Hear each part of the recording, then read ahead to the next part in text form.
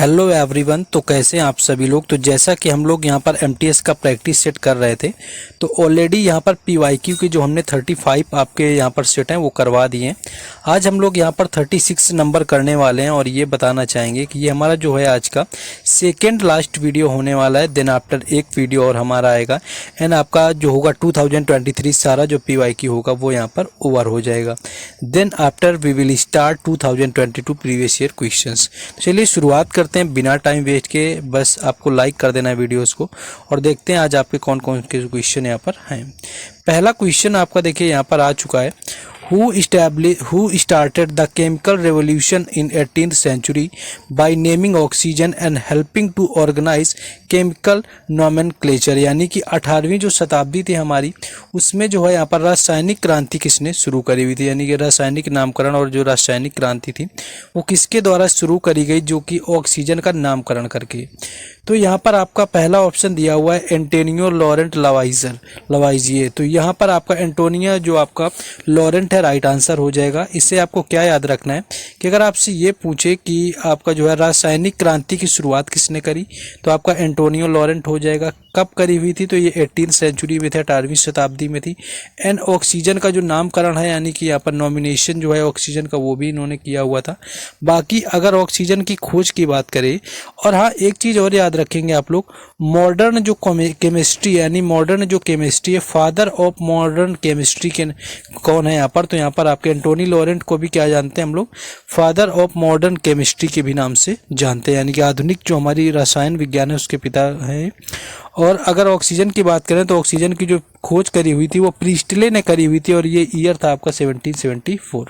तो इतना आपको यहाँ पर याद रखना है। नेक्स्ट आ जाते हैं अगले क्वेश्चन में, लेकिन उससे पहले बता दें कि अगर आप लोगों ने अभी तक पीडीएफ नहीं लिया हुआ है, जो लोग नए जुड़े हो, तो आप एसएससी एमटीएस 2024 के लिए एसएससी एमटीएस 2022 और 23 दोनों साल में जितने भी शिफ्ट हुए हैं आपके, उन सभी शिफ्टों के एक्स्ट्रा फैक्ट के साथ में आपकी पीडीएफ तैयार कर दी गई है, जो कि आपकी दोनों लैंग्वेज में होती है, हिंदी एंड इंग्लिश, जो कि आपके लिए देखिए पीवाईक्यू 70% पूछा जाता है, तो आपके लिए बेहद इंपॉर्टेंट है। दोनों का प्राइस ओनली 45 रुपीज़ आपका रखा गया। ये आपका व्हाट्सएप नंबर है जिस पर आपको कांटेक्ट करके परचेस कर लेना है। तो चलिए आपको जिसको लेना होगा, जो लोग नए होंगे वो लोग ले सकते हैं। व्हाट्सएप नंबर आपको दे दिया, चार्ज आपका 45 है। क्वेश्चन में अपने आ जाएंगे। नेक्स्ट क्वेश्चन है, identify the southern most range of the Himalayas among the following. यानी सदर्न मोस्ट आपसे यहाँ पर पूछा है कि सबसे दक्षिण में देखिए कौन सी श्रेणी आती है। देखिए अगर सबसे दक्षिण में आने वाली यानी कि जब जो आपके साउथ में आने वाली हिमालय की रेंज कौन सी होती है, तो यहाँ पर हमारा शिवालिक जो यहाँ पर दिया हुआ है, यानी शिवालिक जो रेंज होती है, शिवालिक श्रेणी, ये सबसे सदर्न मोस्ट में आती है, यानी कि सबसे दक्षिण में आने वाली होती है। सबसे ऊंची की मैं अगर बात कर लूँ कि सबसे ऊंचा और सबसे ऊपर कौन सा है, तो वो हमारा महान हिमालय होता है, जिसको वृहद हिमालय के भी नाम से जानते हैं। तो ये आपको याद रखना है। और आपका देखिए ये आपका जो शिवालिक है ये क्या है, उत्तर मध्य में तो हिमालय से घिरा हुआ है, यानी कि हिमालय उत्तर की मैं बात करूं, इस एरिया में जो हमारा शिवालिक है उत्तर में, यहाँ पर मध्य हिमालय यानी कि मिडिल हिमालय से घिरा हुआ है।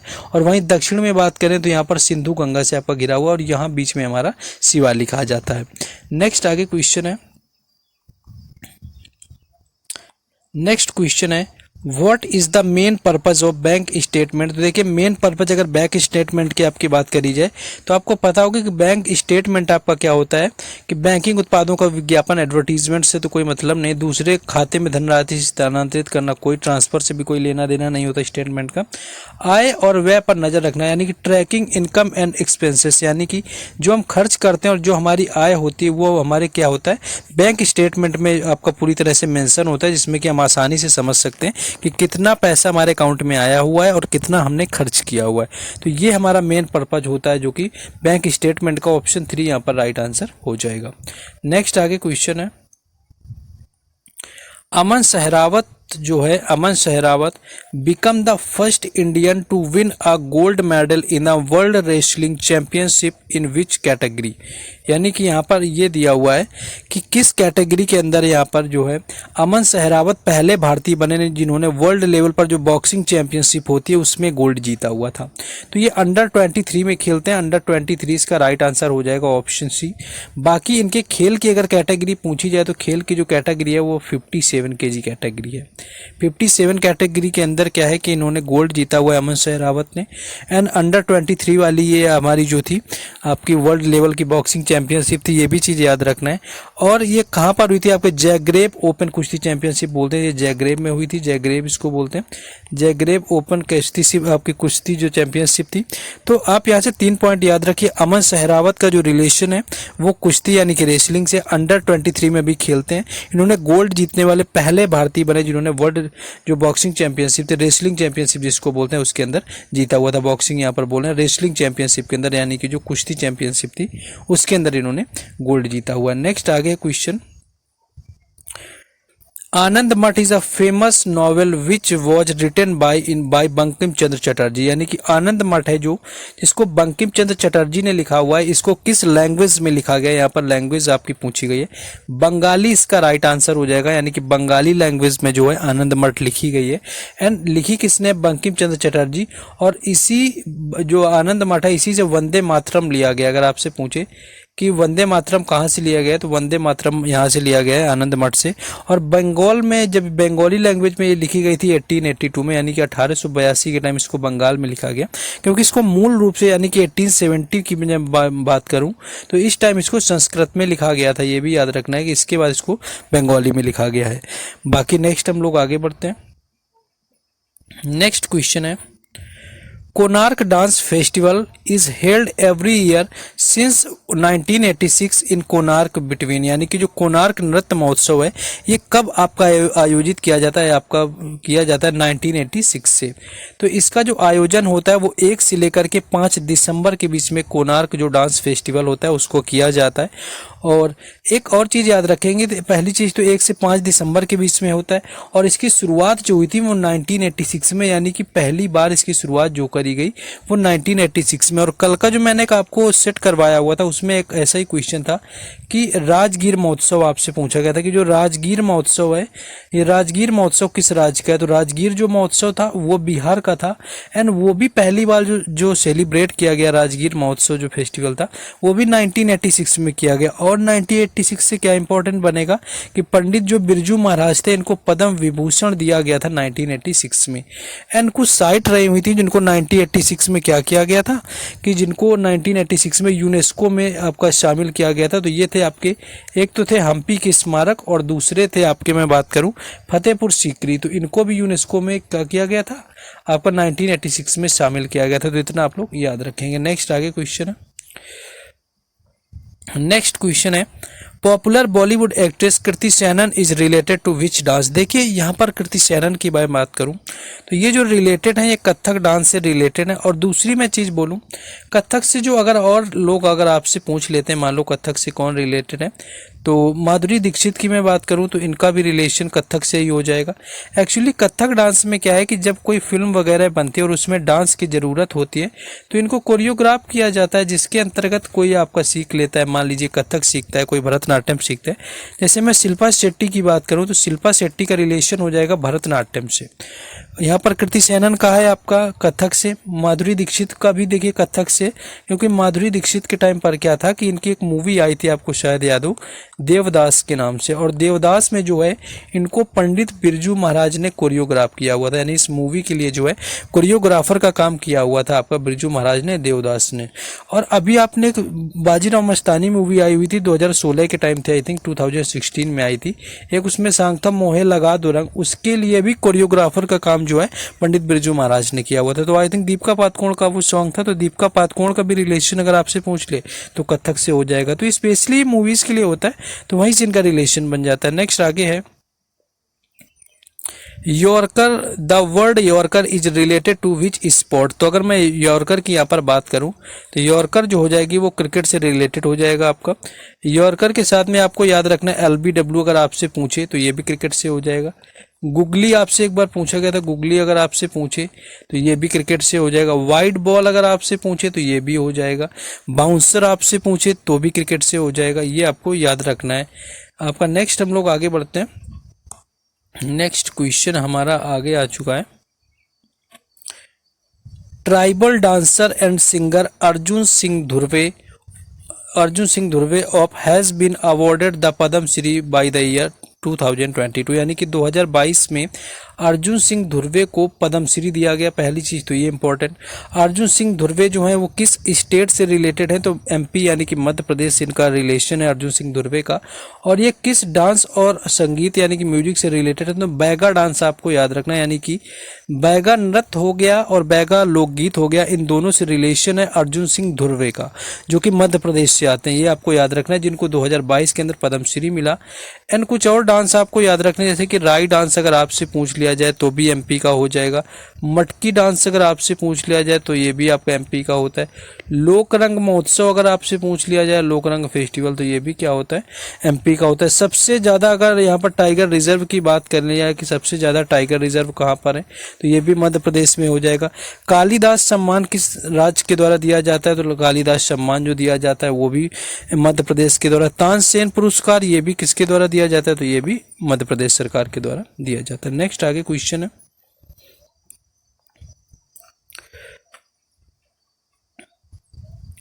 नेक्स्ट क्वेश्चन है हमारा यहाँ पर, विच of the following events occurred in 1919, यानी कि 1919 में हमारा कौन सा जो इसमें इंसिडेंट हुआ था आपको पता होना चाहिए। तो आपको पता है कि 1998 में एक आपका हुआ था जाकर के, वो यहाँ पर चार्टर एक्ट का नवीनीकरण नहीं था, ठगी एवं डकैती का अधिनियम नहीं था, ये भी नहीं था। रॉलेट एक्ट के विरुद्ध जो सत्याग्रह हुआ था, यानी कि रॉलेट एक्ट हमारा 1919 में आया हुआ था। एंड इसी के विरोध में क्या हुआ था, जलियांवाला बाग हत्याकांड हुआ था, सभी को पता होगा, दैट इज जलियांवाला बाग हत्याकांड। इसी के टाइम पर हुआ था आपका रॉलेट एक्ट के विरोध में, तो ये आपको याद रखना है रॉलेट एक्ट का। नेक्स्ट है question, by home was the Vriddheshwar temple built, यानी वृद्धेश्वर जो टेम्पल है वो किसके द्वारा बनवाया गया। तो वृद्धेश्वर की यहाँ पर मैं बात करूँ तो ये जो है राइट आंसर इसका हो जाएगा राजा राज प्रथम के द्वारा, यानी जो राजा राम फर्स्ट थे इन्होंने बनवाया हुआ था वृद्धेश्वर टेम्पल। एंड अगर आपसे पूछे किस डायनेस्टी से आते थे तो ये चोल डायनेस्टी के थे, यानी कि चोल वंश से इनका रिलेशन था। किस आपका शैली में बना हुआ, अगर कभी ये पूछे तो आपको पता होगा कि दक्षिण भारत के सारे मंदिर द्राविड़ शैली में बने होते हैं। एंड ये आपका है कहाँ, अगर आपसे कोई पूछे तो ये तंजावुर में है। तो 3-4 पॉइंट बिल्कुल याद रखिए, तंजावुर में है, द्राविड़ शैली में बना है, चोल वंश के राजा राम फर्स्ट ने जो है इसको बनवाया हुआ था। बाकी डेट वगैरह पूछे कब बना हुआ था, तो 1000 आपका 3 से लेकर के 1000 आपका 10 AD के बीच में आपका बनाया गया था, यानी 1003 से लेकर के 1010 ईस्वी तक। नेक्स्ट आगे है, what is the minimum voting age of citizens of India. देखिए मिनिमम यहाँ पर आपसे पूछी है एज जो कि वोट करने के लिए इंडिया के अंदर, तो ये अभी करंट में जो है आपकी 18 वर्ष है। 18 वर्ष आपकी अभी है, इससे पहले आपकी कितनी होती थी, तो 21 वर्ष हुआ करती थी। एंड 21 वर्ष से इसको 18 वर्ष कब किया गया, अगर मैं इसकी बात करूं कि पहले तो आपकी 21 थी, 21 से अब ये किया जाने लगा है आपका 18 वर्ष। तो ये किया गया था आपका 1989 से, यानी कि 1900 आपका जो है 83, यानी कि सॉरी आपका 89 जो होता है 1989 यहाँ पर हुआ। 28 मार्च 1989 से आपका क्या है कि ये एज जो है 21 से घटा करके 18 कर दी गई थी। एंड एज करने का रीजन था आपका 61 जो कॉन्स्टिट्यूशन अमेंडमेंट था, यानी कि 61वां जो आपका यहाँ पर 61वें नंबर का संविधान संशोधन था, जो कि 1988 से 1989 तक चला हुआ था। इसमें एज को घटाया गया और वोटिंग एज आपकी 18 कर दी गई थी 21 से। Next question, Swami Dayanand Saraswati founded a reform organization in 1875 which tried to bring reform in a Hinduism. What was the organization called, यानी इसको जो आपका ऑर्गेनाइजेशन था, आपकी संस्था थी, इसका नाम क्या था, जिसकी जो स्थापना है दयानंद सरस्वती ने 1875 में करी हुई थी। तो ये आर्य समाज था। 1875 में इसकी स्थापना किसने करी, दयानंद सरस्वती ने, बॉम्बे में करी हुई थी। सत्यशोधक समाज की मैं बात करूं, इसकी स्थापना 1873 में हुई थी, 1873 में ज्योतिबा फुले के द्वारा। ब्रह्म समाज की मैं बात करूं 1828 में हुई थी, राजा राम मोहन रॉय के द्वारा। प्रार्थना समाज की मैं बात करूं, ये 1867 1867 में आत्मा राम पांडुरंगा के द्वारा। तो ये चारों बस याद रखने, इन चारों से क्वेश्चन अगर आपका आएगा समाज से तो ये आपका आ जाता है, कई बार इन चारों से क्वेश्चन समाज से आता है तो इनसे मिल जाता है। नेक्स्ट क्वेश्चन है हमारा,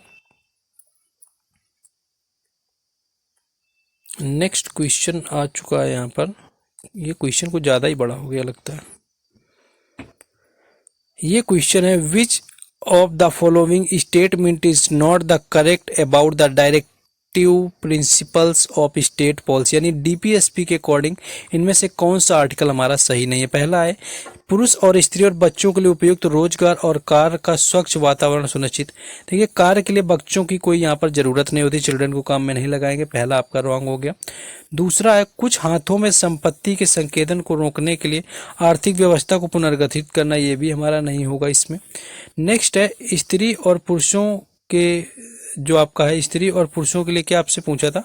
नेक्स्ट है आपका स्त्री और पुरुषों के लिए दोनों के लिए आजीविका के पर्याप्त साधन उपलब्ध कराना, तो ये भी आजीविका की सहायता उपलब्ध कराना यानी ये भी नहीं होगा। आपसे ये पूछा कि कौन सा नहीं होगा डीपीएसपी। नेक्स्ट आगे क्वेश्चन है हमारा केवल पुरुषों के लिए समान कार्य। देखिए केवल पुरुषों के लिए बात नहीं होगी, यहाँ पर पुरुष और महिला दोनों के लिए समान कार्य की बात होगी। ये हमारा डीपीएसपी का जो है आपका नहीं है, यानी कि डीपीएसपी के अंतर्गत ये नहीं आता। इसमें डीपीएसपी में क्या है, दोनों की समानता की बात करी गई है, यानी कि सबको स्वच्छ वातावरण दिया जाएगा स्त्री पुरुष और महिलाओं बच्चों को, और सारे इसमें सही है, बस आपको ऑप्शन 4 यहाँ पर रॉन्ग हो जाएगा। नेक्स्ट क्वेश्चन है इन फरवरी 2023 उत्तर प्रदेश गवर्नमेंट लॉन्च्ड परिवार ID one family one identity name. तो वन आईडी आपका वन फैमिली वन आइडेंटिटी जो थी, पहली चीज तो इसको याद रखना है कि ये यूपी गवर्नमेंट के द्वारा शुरू करी गई है और ये एक पोर्टल था, ये भी याद रखना है। इसके अंदर क्या होगा कि एक स्पेशल नंबर दिया जाएगा, यानी कि एक स्पेशल नंबर शेयर किया जाएगा हर फैमिली को, जिसमें क्या होगा कि उनको रोजगार यानी कि जो लोग रोजगार से डिप्राइव्ड हैं यानी कि वंचित हैं रोजगार को लेकर के, उनको रोजगार दिलाया जाएगा, यानी कि हर फैमिली का। तो एक हर फैमिली का एक स्पेशल नंबर डिजाइन किया जाएगा यानी कि जनरेट किया जाएगा। ये आपके वन आईडी वन फैमिली जो है आपकी यूपी गवर्नमेंट का पोर्टल है। नेक्स्ट क्वेश्चन है according to the global multi dimensional poverty index MPI 2021 India rank the among the 109 countries, यानी कि जो 109 देशों की सूची आई हुई है MPI में आपकी, यानी कि मल्टी डायमेंशनल पॉवर्टी इंडेक्स में, इसमें इंडिया का कौन सा यहाँ पर रैंक था। तो इंडिया का था आपका 67 रैंक, 67 था। एंड सबसे जो आपका नीचे आया हुआ था वो था आपका दक्षिणी सूडान, यानी कि सबसे जो लास्ट में था वो आपका साउथ सूडान रहा हुआ था, ये भी आपको याद रखना है। नेक्स्ट क्वेश्चन है in which independence day is celebrated every year in Pakistan, यानी कि पाकिस्तान में जो है कब जो आपका होता है सेलिब्रेशन होता है। तो पाकिस्तान की मैं बात करूँ तो 14 अगस्त यहाँ पर राइट आंसर हो जाएगा, क्योंकि 15 अगस्त को हम लोग मनाते हैं और 14 अगस्त को पाकिस्तान, क्योंकि 1947 में हमीद क्या हुआ था हमसे यानी कि अलग होकर के पाकिस्तान बनाया गया था। तो 14 को पाकिस्तान का होता है इंडिपेंडेंस डे एंड 15 का हमारा होता है। नेक्स्ट क्वेश्चन है The final match of 2022 Vijay Hazare trophy was held in which of the following cities, यानी कि जो फाइनल मैच है 2022 का विजय हजारे ट्रॉफी का वो कहाँ पर खेला गया था। तो ये खेला गया था जाकर के अहमदाबाद में, ये अहमदाबाद में खेला गया। और खेलने वाली टीम कौन कौन सी थी, फाइनल हुआ किसके बीच, तो एक तो सौराष्ट्र थी और सौराष्ट्र वर्सेस महाराष्ट्र हुआ था, ये भी याद रखना है। सौराष्ट्र वर्सेस महाराष्ट्र हुआ, सौराष्ट्र इसका विनर बन गया एंड महाराष्ट्र जो था वो रनर अप रहा हुआ था। नेक्स्ट आगे क्वेश्चन है हमारा, देखिए हर क्वेश्चन जो आपको है बाकी सारी अपडेट वगैरह हम आपको पता ही होगा कि टेलीग्राम पर दे देते हैं, व्हाट्सएप ग्रुप पर दे देते हैं, दोनों के जो लिंक हैं वो डिस्क्रिप्शन में दिए गए, तो वहां से आपको जुड़ जाना है यार अपडेट के लिए। बाकी लाइक शेयर एंड सब्सक्राइब वगैरह आप अपने अकॉर्डिंग कर सकते हैं जैसा आप लोग ठीक समझ रहे हो। नेक्स्ट क्वेश्चन हमारा है यहाँ पर why are international goods not including in a calculation of national income, यानी कि जो आपके राष्ट्रीय आय की गणना में होती है मध्यवर्ती वस्तुओं को शामिल क्यों नहीं किया जाता है। देखिए मध्यवर्ती जो वस्तुओं को शामिल ना करने का रीज़न होता है आपका, मध्यवर्ती वस्तुओं को जो शामिल नहीं किया जाता इसमें बोलते हैं जो हमारा दिया हुआ है।